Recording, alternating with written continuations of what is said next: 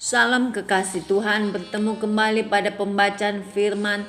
Tetap semangat dan bersuka cita. Semoga Bapak Ibu sehat selalu dalam lindungan Tuhan. Sebelum membaca firman, kita berdoa terlebih dahulu.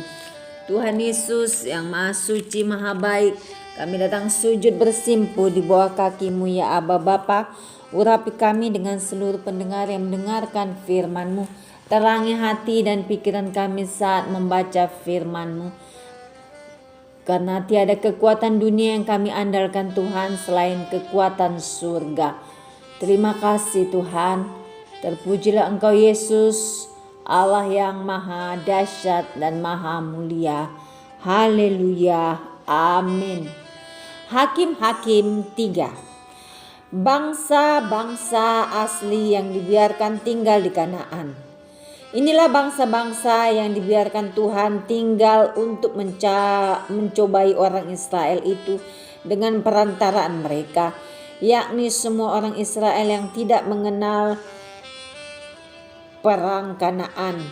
Maksudnya hanyalah supaya keturunan-keturunan orang Israel yang tidak mengenal perang yang sudah-sudah dilatih berperang oleh Tuhan.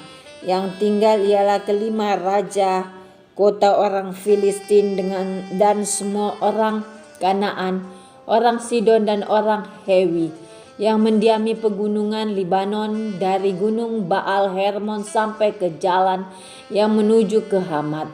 Mereka itu ada di sana supaya ia mencobai orang Israel dengan perantaraan mereka untuk mengetahui apakah mereka mendengarkan perintah yang diberikan Tuhan kepada nenek moyang mereka dengan perantaraan Musa. Demikianlah orang Israel itu diam di tengah-tengah orang Kanaan, orang Het, orang Amori, orang Feris, orang Hewi dan orang Yebus. Mereka mengambil anak-anak perempuan orang-orang itu menjadi istri mereka dan memberikan anak-anak perempuan mereka kepada anak-anak lelaki orang-orang itu serta beribadah kepada Allah orang-orang itu. Otnil, orang Israel melakukan apa yang jahat di mata Tuhan. Mereka melupakan Tuhan Allah mereka dan beribadah kepada para Baal dan para Asyera. Lalu bangkitlah murka Tuhan terhadap orang Israel sehingga ia menjual mereka kepada Kush-Yanris-Yataim, Raja Aram Mesopotamia, dan orang Israel menjadi takluk kepada Kusyan Rishyataim 8 tahun lamanya. Lalu berserulah orang Israel kepada Tuhan, maka Tuhan membangkitkan seorang penyelamat bagi orang Israel, yakni Otnil anak Kenas adik Kaleb. Roh Tuhan menghinggapi dia dan ia menghakimi orang Israel lalu berperang. Lalu Tuhan menyerahkan Kusyan Rishyataim Raja Aram ke dalam tangannya sehingga ia menyalahkan Kusyan Rishyataim. Lalu amanlah negeri itu 40 tahun lamanya. Kemudian matilah Otnil anak Kenas. Ehud. Tetapi orang Israel melakukan pula apa yang jahat di mata Tuhan. Lalu Eglon Raja Moab diberi Tuhan kuasa atas orang Israel. Oleh sebab mereka telah melakukan apa yang jahat di mata Tuhan. Raja ini mengajak Bani Amon dan Bani Amalek menjadi sekutunya. Lalu majulah ia dan memukul orang Israel kalah.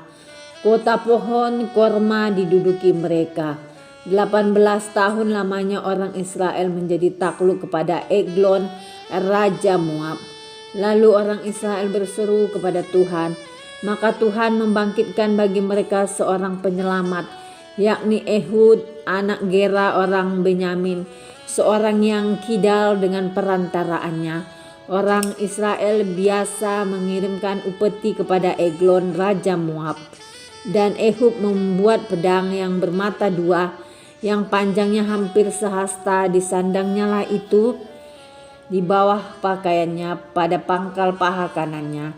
Kemudian ia menyampaikan upeti kepada Eglon Raja Moab. Adapun Eglon itu seorang yang sangat gendut. Setelah Ehud selesai menyampaikan upeti itu, disuruhnyalah pembawa upeti itu pulang. Tetapi ia sendiri berhenti pada batu-batu berpahat yang di dekat Gilgal dan kembali menghadap raja. Berkatalah ia, ada pesan rahasia yang kubawa untuk tuanku ya raja. Kata Eglon, diamlah dahulu. Maka semua orang berdiri di depannya itu pergi keluar. Lalu Ehud masuk mendapatkan dia sedang ia duduk sendirian di kamar atas di rumah peranginannya. Berkatalah Ehud, ada firman Allah yang kubawa untuk tuanku. Lalu bangunlah ia berdiri dari tempat duduknya. Kemudian Ehud mengulurkan tangan kirinya, dihunusnya pedang itu dari pangkal paha kanannya dan ditikamnya ke perut raja, sehingga hulunya berserta mata pedang itu masuk. Lemak menutupi mata pedang itu, sebab pedang itu tidak dicabutnya dari perut raja. Lalu keluarlah ia melalui pintu belakang. Demikian Ehud sampai ke serambi. Pintu kamar atas itu ditutup dan dikuncinya setelah ia keluar. Baru saja ia keluar, datanglah hamba-hamba raja melihat, tetapi pintu kamar atas itu terkunci. Lalu berkatalah mereka, tentulah ia membuang air di kamar rumah peranginan itu. Lalu mereka menunggu-nunggu sampai bingung, tetapi raja tidak membuka pintu kamar atas itu. Kemudian mereka mengambil kunci membuka pintu, maka tampaklah tuan mereka mati tergeletak di lantai. Sedang mereka berlambat-lambat, Ehud meloloskan diri. Ia lewat dari batu-batu berpahat dan meloloskan diri ke arah Seira. Setelah ia sampai ke sana, ditiupnyalah sangkakala di pegunungan Efraim. Lalu turunlah orang Israel bersama-sama dengan dia dari pegunungan itu, dan ia sendiri di depan. Berkatalah ia kepada mereka, ikutlah aku sebab Tuhan telah menyerahkan musuhmu, orang-orang Moab itu ke dalam tanganmu.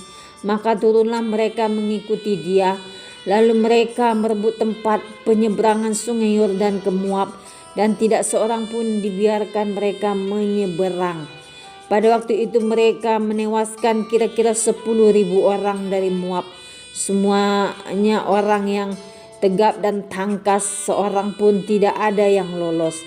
Demikianlah pada hari itu Moab ditundukkan oleh Israel.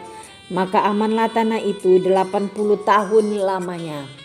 Samgar, sesudah dia bangkitlah Samgar bin Anat, ia menewaskan orang Filistin dengan tongkat penghalau lembu, 600 orang banyaknya. Demikianlah ia juga menyelamatkan orang Israel.